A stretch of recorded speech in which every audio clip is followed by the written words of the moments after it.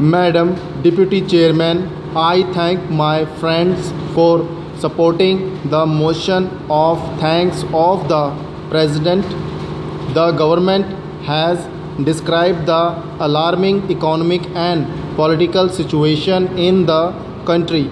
I welcome the statement of the Prime Minister that his government will take firm steps to overcome the present economic and political situation. Inflation and price rise are the most difficult problems that we have been facing for a number of years. The Prime Minister is taking a pragmatic approach to recognize the economic structure without involving the ideological controversies that are going on the country. Today the topic is market economy.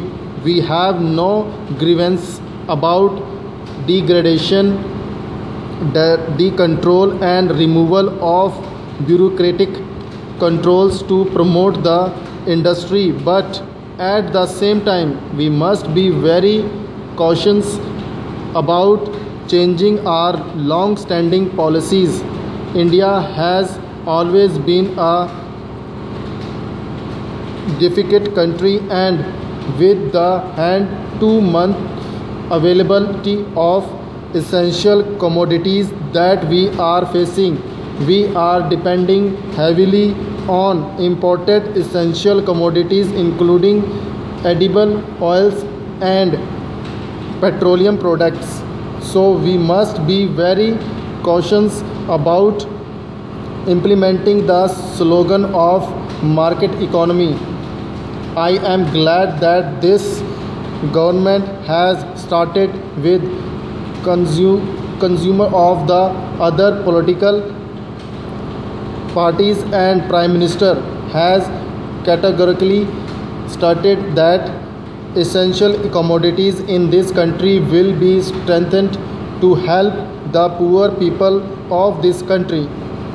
Another topic is opening of our economy to the multinational organization. There is a fear amongst the public that we have got very scarce natural resources and the multinational will be allowed to exploit our resources. So the government must be very careful about this problem. I welcome the categorical statement of the Prime Minister that there will be no denationalization of the banks. Nationalization of banks came to the national from the Congress government. Now there is a talk to market economy, but it should not lead to denationalization of the banks.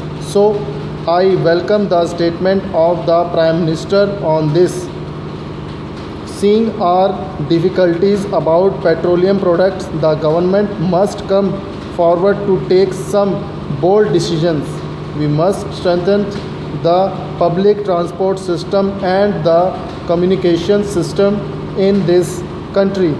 It will go a long way in reducing the consumption of petroleum products and save on important.